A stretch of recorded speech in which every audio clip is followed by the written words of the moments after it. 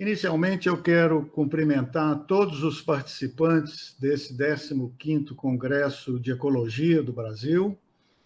É um grande prazer estar presente aqui. Eu agradeço imensamente os organizadores, em especial a professora Edisa do Nascimento, que é a nossa comandante nesse.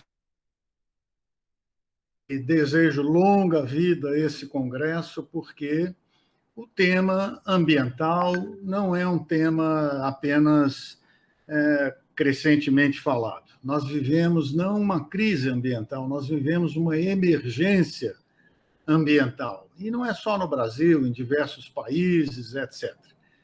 Então, eu realmente valorizo muito essa iniciativa e, como eu disse, é para mim uma grande honra poder participar desse congresso. Enfim, trabalho com temas de ecologia há quase meio século, particularmente aqueles associados à expansão da agropecuária brasileira, que é o tema da minha exposição.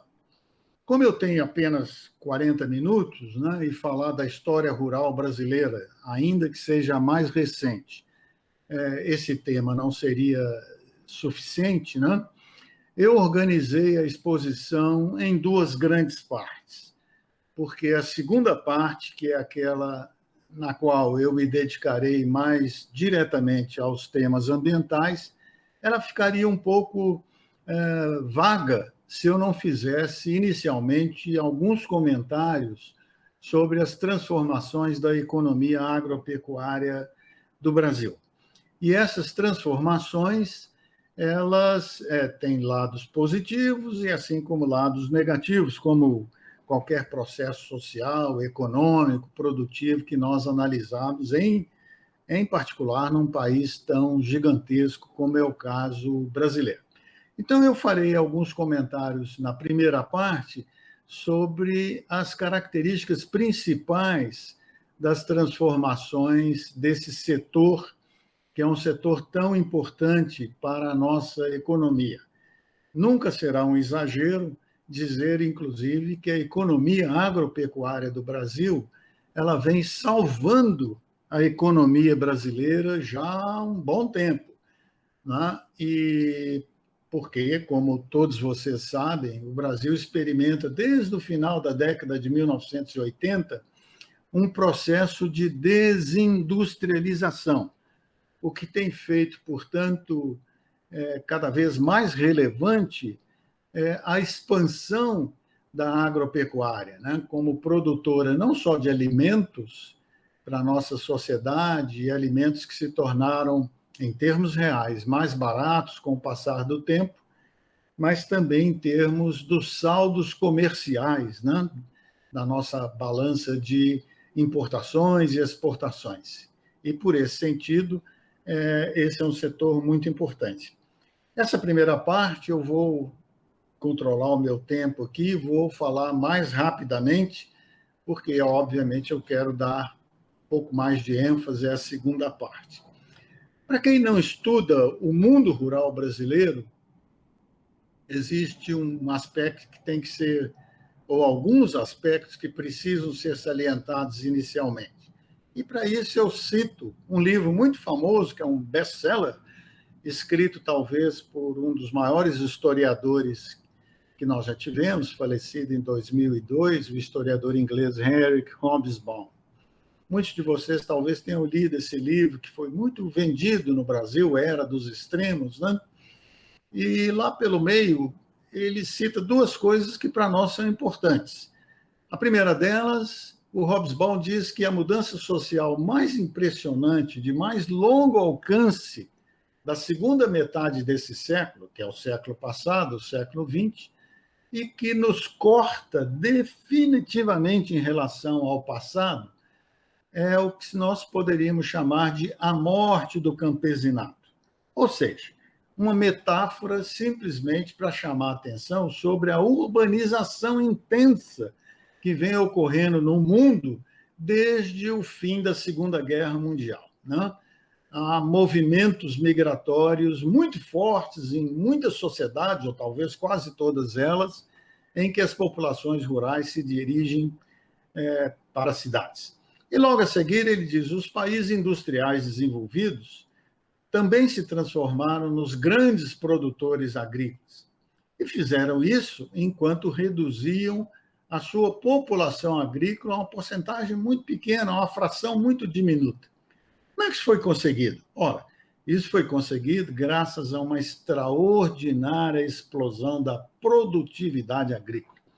Portanto, foi esse fator, né, a explosão da produtividade, que permitiu também a explosão da produção e, portanto, permitiu também que um número cada vez menor de produtores agrícolas, de trabalhadores rurais, oferecesse volumes crescentes de alimentos para uma população que mudou para as cidades.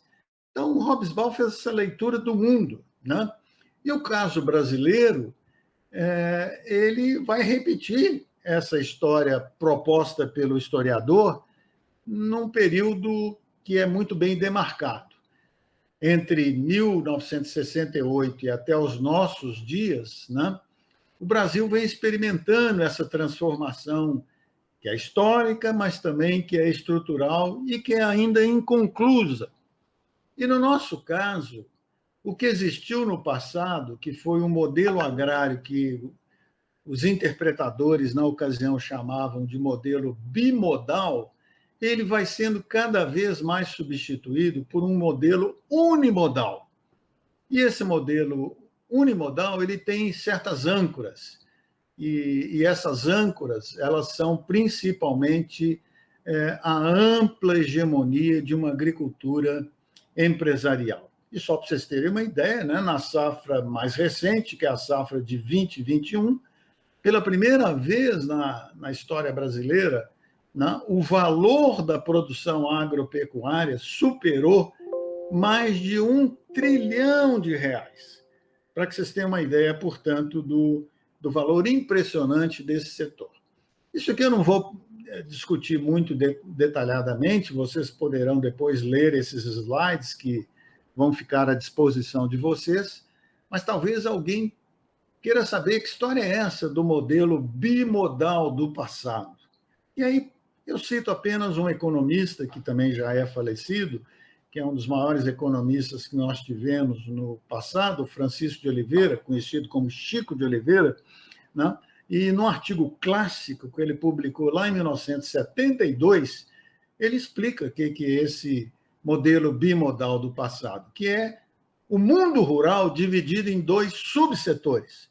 Um deles dedicado aos produtos de exportação, que naquele período, lá os anos 60, era principalmente café e alguns poucos outros produtos como cacau, algodão, amendoim, cana, né? Mas o grande rei era o café, e um outro subsetor, que era o subsetor de pequenos produtores que produziam principalmente alimentos, e esses alimentos eram destinados ao consumo interno, né? Isso que era o modelo bimodal do passado, que praticamente deixou de existir. E deixou de existir porque não há mais, praticamente, essa separação no mundo rural brasileiro. Não é isso? Hoje, também a agricultura empresarial é aquela que produz também os alimentos para o mercado interno. No fundo, o que nós estamos falando? Nós estamos falando da expansão do capitalismo agrário do Brasil, né? E o mundo rural se torna, portanto, cada vez mais dominado pelo capitalismo agrário. E qual é a principal característica de um regime econômico capitalista? É a propriedade privada. E vocês podem ver, portanto, com esses números que são retirados do censo agropecuário desde 1970, que a proporção de proprietários, mesmo que eles não tenham o título da propriedade, nas regiões rurais brasileiras só tem crescido, né? E o último censo vai nos dar, portanto, essa proporção de mais de 80% de ocupantes de terra, controladores de terra, nesse vasto interior do Brasil, que são proprietários. O que significa, correspondentemente, é claro, né, que aquelas figuras, aquelas formas de produção do passado estão deixando de existir. Arrendatários pobres, parceiros, ocupantes, etc. Todo esse processo ele vai ser tornado muito acelerado no presente século. E aí nós vamos ter várias dinâmicas, né, que vão ser aceleradas. São as grandes mudanças estruturais que nós temos no Brasil. Como o tempo é curto, eu vou falar apenas de poucas dessas dinâmicas que, no meu ponto de vista, são as principais. A primeira delas, quase ninguém fala, mas ela é importantíssima, que é uma dinâmica demográfica. Isso está transformando completamente as regiões rurais brasileiras através de vários vetores de transformação demográfica, né? Há uma fuga de jovens, por exemplo. Né? Os jovens hoje têm muita informação sobre a sociedade em geral e eles se sentem muito mais corajosos, né, para deixar o campo e procurar novas oportunidades nas cidades. Os casais que moram no meio rural, cada vez mais, eles diminuem o tamanho da família e, mais do que isso, 20% da proporção de casais rurais já não tem filhos nas regiões rurais, né? E, obviamente, somando todos esses fatores, há uma contínua redução da população rural do nosso país. Se vocês comparam nessa figura o ano de 95 com o dado mais recente de 2019, vocês vão ver, portanto, que não apenas em termos relativos, mas em termos também absolutos, a população rural no Brasil ela tem diminuído. E essa figura vai falar não sobre a população rural, mas especificamente sobre a população ocupada, a população que trabalha, né? E vocês podem perceber, portanto, que esses números estão caindo ao longo do tempo. A segunda dinâmica, também muito impressionante, no caso brasileiro, é uma dinâmica espacial. E essa dinâmica ela pode ser olhada pelo ângulo da população e sua movimentação no espaço rural, ou no espaço territorial, melhor dizendo, mas também pela dinâmica da produção, que eu vou falar logo a seguir. Então, a dinâmica espacial da população, ela vai nos dizer que praticamente metade da população que trabalha, a população ocupada, mas que mora nas regiões rurais, não são trabalhadores agrícolas, eles não se envolvem em atividades agrícolas, são apenas moradores, né? E o inverso é verdadeiro, não na mesma proporção. 35% da população que trabalha no campo, portanto, são trabalhadores agrícolas, eles não moram no campo, eles moram em regiões urbanas. Portanto, há uma crescente superposição entre o que é o rural e o que é o urbano, né? Tinha uma frase lá que eu deixei de lado que diz respeito a uma região específica de Minas Gerais, que eu vou deixar de comentar. O segundo lado da dinâmica espacial é da produção. E aqui basta que a gente olhe esse mapa e leia que nessa elipse que está marcada em vermelho, 75% da produção de grãos hoje no Brasil ela ocorre nessa região. Soja, milho, algodão, etc. Né? E o que eu quero dizer com isso? Ora, se nós olharmos para trás 30 anos, ou seja, o espaço de apenas uma geração, essa região não tinha produção nenhuma, praticamente, de grãos. Nenhuma. Né? A produção de grãos ela se distribuía por outras regiões, o que mostra, portanto, essa dinâmica espacial. Vamos continuar. Qual foi o grande vetor dessa dinâmica? Ora, foi a soja. Né? E aqui eu não vou dar detalhes, porque não há tempo, mas esse mapa mostra claramente a expansão da soja no Brasil de uma forma impressionante. A soja praticamente ocupa hoje quase que todas as regiões onde tem água. Né? Se existe água, é possível produzir soja. Né? E como soja é um produto muito valorizado, esse é o condutor que amplia o uso da terra no Brasil. A terceira dinâmica é a dinâmica tecnológica. E aí basta uma comparação entre o passado e o presente.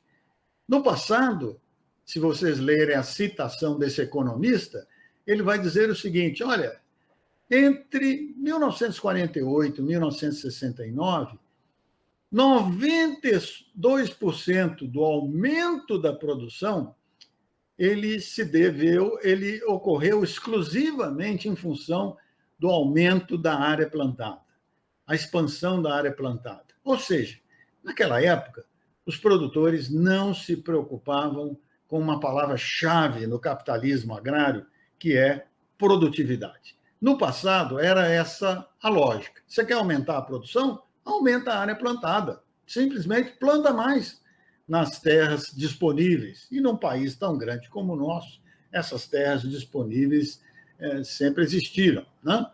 O que mudou radicalmente em relação ao presente, onde os comportamentos são completamente diferentes daquela época passada, né? Esse produtor lá de Cruz Alta, no Rio Grande do Sul, ele diz isso muito claramente, e eu vou ler o que está marcado em vermelho, né? Eu jamais invisto uma técnica, tecnologia ou produto na minha propriedade que eu não tenha informação, que eu não tenha todos os dados, que eu não tenha certeza de que isso vai produzir um resultado. Qual é? Produtividade.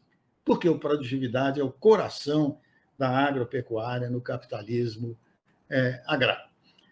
E aí nós podemos ver isso por essa tabela, né? Essa tabela ela vai mostrar exatamente qual é a responsabilidade pelo crescimento da produção agropecuária nos anos mais recentes, né? Nos últimos 20, 25 anos. Não é isso? Os fatores clássicos de trabalho e terra estão perdendo a sua importância. E a tecnologia passa a ser o fator principal para explicar o crescimento da produção agropecuária. E, por fim, a principal de todos, né? Se nós estamos falando em capitalismo agrário, o capitalismo se move exatamente pelo capital, pelos investimentos, pela busca da lucratividade, etc., né? Então, nós temos que analisar quais são os impactos da expansão do capital nas regiões rurais brasileiras, né? E nessa figura nós vamos ver duas coisas. Do lado esquerdo, nós vamos ver uma das tendências da expansão do capitalismo agrário, que é a concentração da riqueza. No Brasil, apenas 25 mil estabelecimentos rurais se apropriam de metade da riqueza gerada, que é o VBP, que é o valor bruto da produção. Do lado direito, vocês veem o que foi dito antes, a expansão espacial dos cultivos, né? Onde se destaca especialmente o Centro-Oeste. E o que antes era café, como eu disse lá no início, hoje são várias dinâmicas de vários produtos em várias regiões, né? Cada uma dessas regiões tem uma dinâmica produtiva impressionante, né? E como nós não podemos comentar sobre cada uma delas, eu faço uma brevíssima referência ao número 4 ali, né? Que são as florestas plantadas, ali no norte do Espírito Santo e o sul da Bahia, né? O sudeste da Bahia. Porque esse setor também, 30 anos atrás, ele era muito restrito, diminuto, quase sem importância. E hoje o Brasil é o maior produtor de celulose do mundo, graças a essas moderníssimas florestas plantadas que nós temos no nosso país. Para vocês terem uma ideia mais específica, basta que vocês vejam o caso de São Paulo e a cana, né? Porque São Paulo é o maior produtor de cana do nosso país, né? São Paulo produz quase 70% do total da cana brasileira. Na última safra, isso equivalia a 60 bilhões de reais concentrados naquela região que está marcada pelo retângulo, né? 170 municípios são responsáveis por 75% da produção total de cana no estado de São Paulo. Vocês podem imaginar, portanto, o que isso significa para essa região em termos de transformação, produzindo receitas para os municípios, produzindo uma multidão de empregos, né? Não tanto nas regiões rurais, porque a cana cada vez mais é mecanizada, mas um conjunto de serviços em torno da cana naquele estado, etc. Né? Essas são algumas das transformações, portanto, que eu queria chamar a atenção de vocês na primeira parte da minha exposição. Né? Ou seja, repetindo, a maior parte dos brasileiros, né, que não tem mais vínculos com as regiões rurais, moram nas cidades, nas médias, por todo o território, etc. A maior parte dos brasileiros tem uma leitura sobre o rural que, às vezes, é distorcida, porque é uma leitura muito marcada pelo nosso passado. E o nosso passado rural é um passado, antes de mais nada, muito perverso, né? É um passado muito cruel, é um passado marcado pela violência, né? Pela concentração da terra, concentração mais recente também da riqueza, etc. Então, nós temos essa imagem. Agora, eu imagino que a maior parte dos brasileiros, na realidade, tem uma ideia muito vaga sobre o que acontece nas regiões rurais, né? E está muito mais preocupado se existe uma oferta de alimentos nas prateleiras dos supermercados, das vendas, né? E qual o preço desses alimentos, né? Se os alimentos são acessíveis em função do padrão de renda que nós temos no país, e não muito mais do que isso. Né?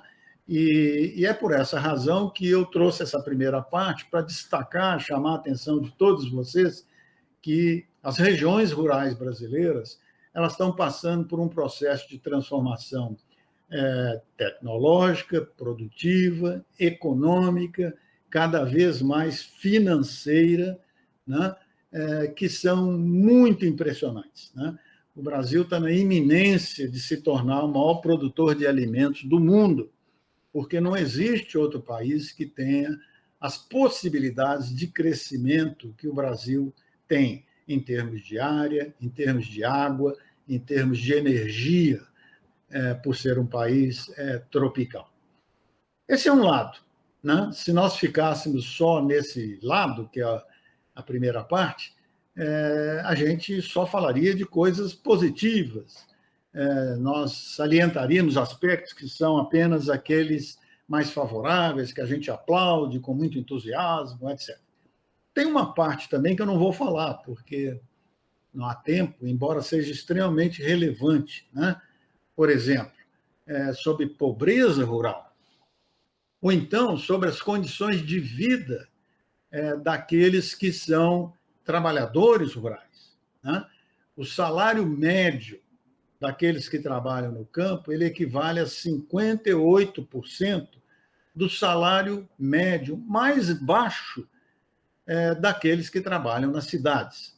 Normalmente, ajudante de pedreiro, por exemplo, que normalmente são salários muito baixos. Né? Mesmo assim, sendo baixos, lá no campo, aqueles que trabalham recebem pouco mais do que a metade. E as mulheres que trabalham nas regiões rurais, o salário médio é ainda mais baixo. Ele é de 35%, quando comparado com os salários mais baixos das regiões urbanas. Né? Então, nós temos grandes problemas, por exemplo, do ponto de vista social. Níveis de escolaridade são baixíssimos, né? Boa parte da população rural, especialmente no Nordeste rural, é analfabeta. E já que eu citei o Nordeste é um grande desafio para todos nós. Né? É a região que tem mais pobres rurais no nosso país e é uma região extremamente ameaçada em termos agrícolas, porque é praticamente impossível imaginar que nós possamos ter alguma pujança agrícola no Nordeste rural em função da crescente escassez de água, que é histórica, mas está se tornando mais grave ainda com o problema das mudanças climáticas. Então, vamos à segunda parte, que eu não vou poder falar desses aspectos mais sociais, políticos, institucionais, e vou me concentrar mais nos problemas ambientais. E aí também são muitos, né? E eu fui obrigado a selecionar 5 deles que eu julgo que talvez sejam os principais. E é o que eu vou usar, portanto, nesses 15 minutos finais da minha exposição. Né? O primeiro problema que eu queria chamar a atenção, praticamente ninguém fala, né? Ninguém comenta praticamente sobre isso, né? Mas existe um fato que é universal. Esse fato não é um fato apenas brasileiro.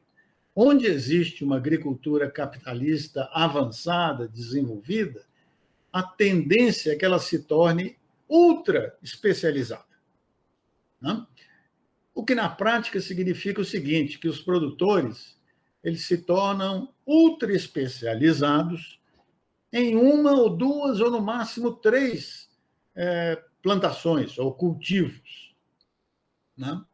E se for um desses cultivos, se ele for muito lucrativo, como a soja, por exemplo, de repente o produtor se torna, né, um grande especialista em soja, sabe tudo sobre soja, né? E, portanto, produz de uma maneira extremamente eficiente, produtiva, esse cultivo, né? No máximo faz uma combinação da soja com milho, aproveitando suas máquinas, e não muito mais do que isso, né? Essa é uma tendência. Só que existe uma diferença muito importante quando a gente compara essa especialização no hemisfério norte, que são os países onde existe um inverno rigoroso, e onde existe, portanto, uma diferença essencial em termos de temperatura, em termos de riqueza de vida nos solos, se forem comparados com uma agricultura tropical. Ou seja, a monocultura derivada da especialização, ela afeta muito fortemente a biodiversidade. E isso pode ser muito grave em uma agricultura tropical como a nossa, né? Onde, particularmente, existe mais produção de grãos, atualmente, no centro-oeste do nosso país, né? E esse é um aspecto que eu queria chamar a atenção, porque raramente, quando nós discutirmos agricultura, agropecuária e temas ambientais, raramente vai ser mencionado esse aspecto. Por isso que eu quis chamar a atenção. O segundo aspecto, cada vez mais grave, sobre o qual nós falamos crescentemente, porque ele tem impactos dramáticos, né? É a expansão sobre a Amazônia, né?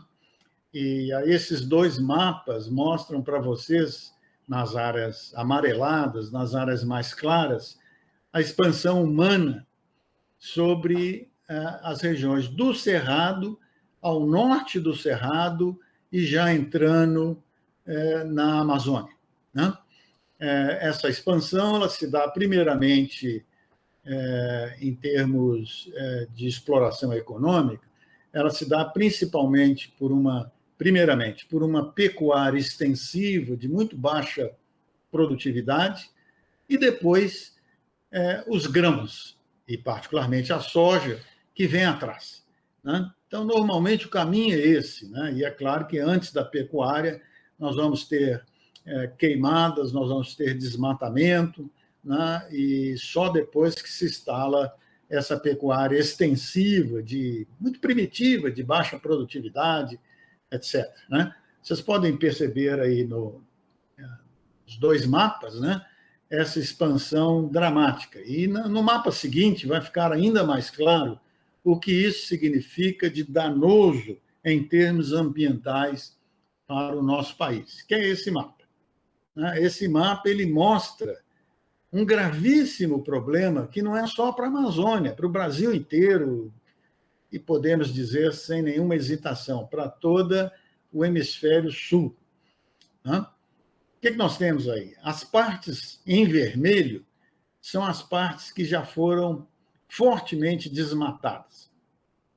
Então, nós temos ali uma parte do Maranhão, depois uma grande parte do Pará, ali no nordeste do Pará, mas também indo para o sul. E aqui é um movimento que vem do nordeste, mas também é um movimento que vem dos cerrados, do Mato Grosso, Tocantins, etc., mais ao sul do Pará. Se vocês derem um pulo lá para o outro lado, vocês vão ver, por exemplo, que Rondônia é um estado que hoje quase não tem mais nada a ver com a Amazônia. ou pelo menos com aquela ideia que nós associamos à Amazônia, que é a floresta, que são as coberturas vegetais variadas que existem na Amazônia, etc. A Rondônia já foi tão fortemente devastado que hoje não tem mais essa identificação que o senso comum faria com a Amazônia. As partes em amarelo são as partes mais ameaçadas. É onde, por exemplo, a gente vê essas reportagens sobre queimadas, desmatamento, áreas de mineração que fazem uma destruição impressionante, etc., etc. E vocês podem perceber, portanto, que é uma área absolutamente gigantesca, essa área ameaçada, e que a gente não vê coibição, para esse processo de destruição ambiental. E por que isso nos afeta tanto? Isso afeta por muitas razões, não só biodiversidade, etc., etc., toda uma discussão que eu vou deixar de lado, mas eu quero só chamar a atenção de um aspecto que é essencial, que é a água, ou o regime de chuvas, o desaparecimento de um conjunto de rios, riachos, fontes de água, etc., que formam essas bacias hidrográficas que abastecem mais ao sul, assim como as chuvas que vêm dessa região e que vão abastecer, inclusive, a região hoje mais dinâmica da produção de grãos no Brasil. Então, existe aqui esse paradoxo, A expansão do capitalismo agrário nessa região do centro-oeste, ela pode ser brilhante do ponto de vista do aumento da produção, dos índices de produtividade, etc., mas à medida que ela avança em direção ao norte, é um tiro no pé, porque essa expansão não permanecerá se não tiver água, se não tiver chuvas, não é isso? E essas chuvas, a tendência é que elas se tornem cada vez mais escassas, problemáticas, etc., com esse processo de destruição, no momento, especialmente do Pará. O Pará é hoje um estado também desfigurado, um estado que quase que também já não dá mais para falar que é um estado amazônico, porque é um estado semi-destruído não só pelas queimadas e pelo desmatamento, mas pela expansão da soja, pela expansão da pecuária. O rebanho bovino do Pará hoje é enorme, mais de 20 milhões de cabeças, um dos maiores do Brasil, não é isso? E mineração, e grandes projetos, disso, daquilo, etc.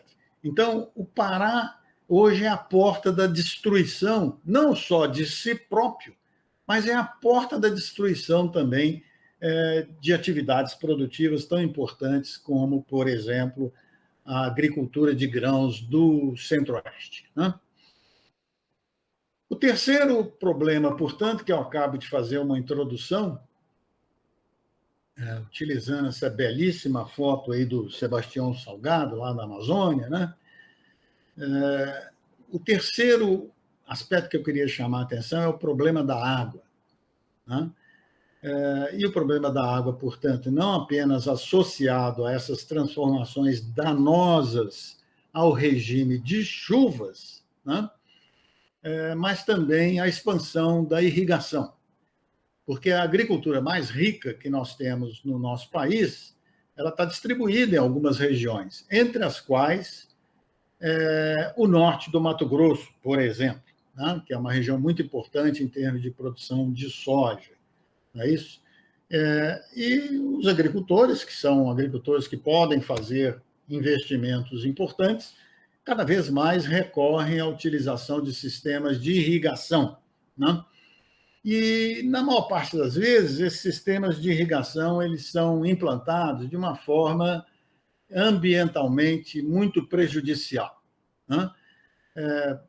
4 estados, basicamente, primeiro deles, Minas Gerais, Goiás, Bahia e São Paulo, além daquela parte do norte do Mato Grosso, são as regiões que estão usando cada vez mais sistemas de irrigação de larga escala, em enormes áreas, não é isso? Coletando água, por exemplo, no Rio São Francisco, como é o caso aqui do oeste da Bahia, em torno de Luiz Eduardo Magalhães e outros municípios daquela região, né?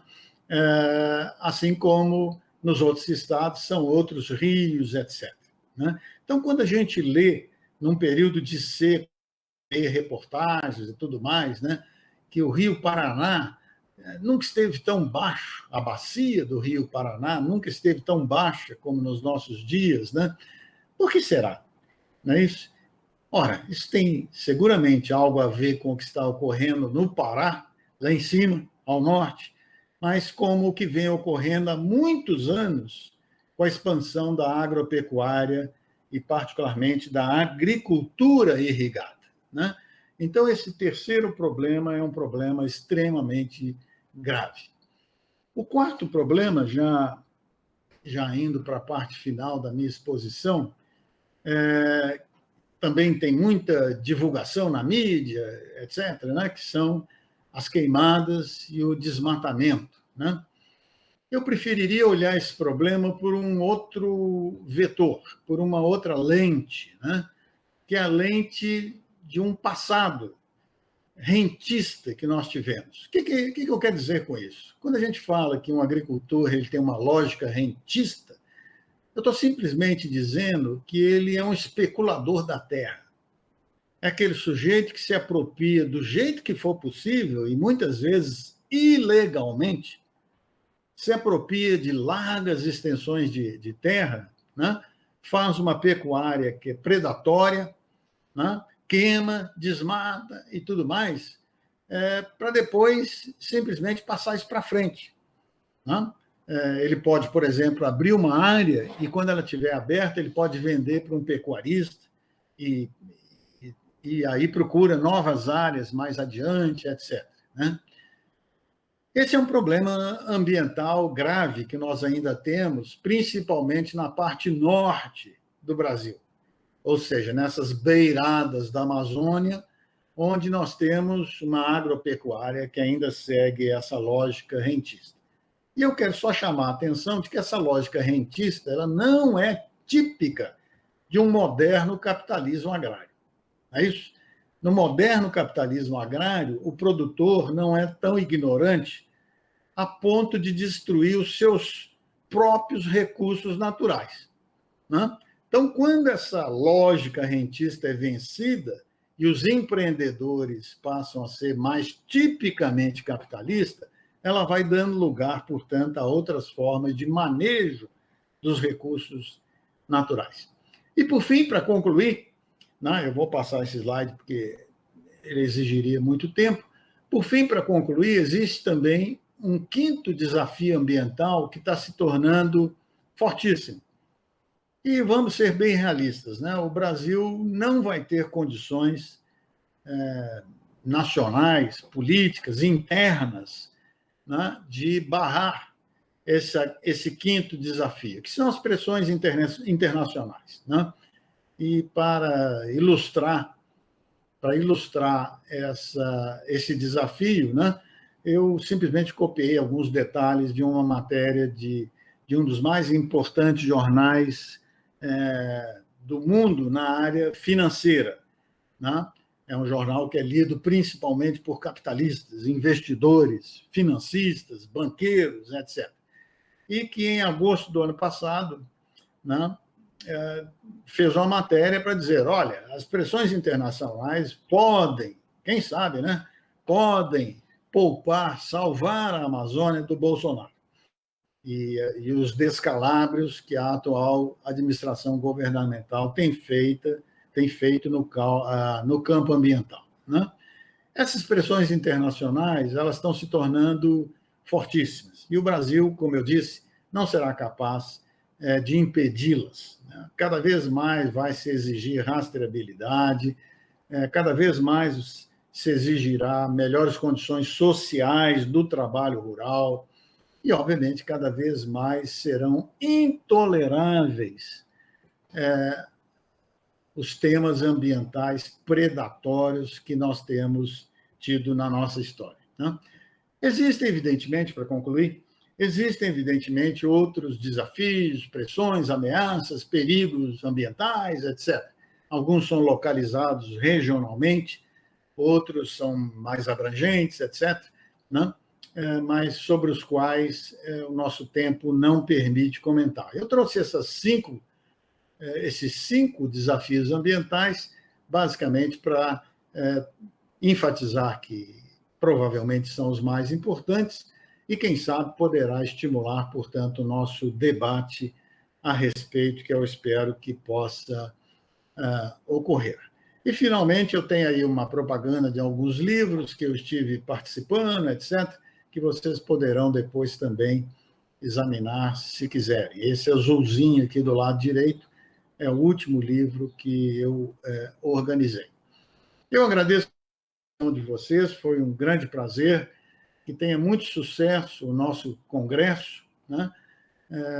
Ecologia é uma disciplina formada basicamente por olhares multidisciplinares, que é cada vez mais essencial à sobrevivência da humanidade.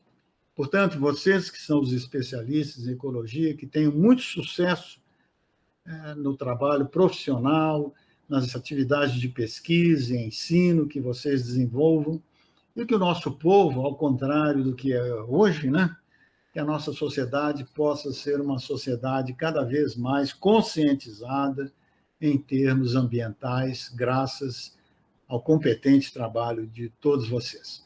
Muito obrigado, e eu aguardarei, portanto, que nós possamos ter um debate a respeito.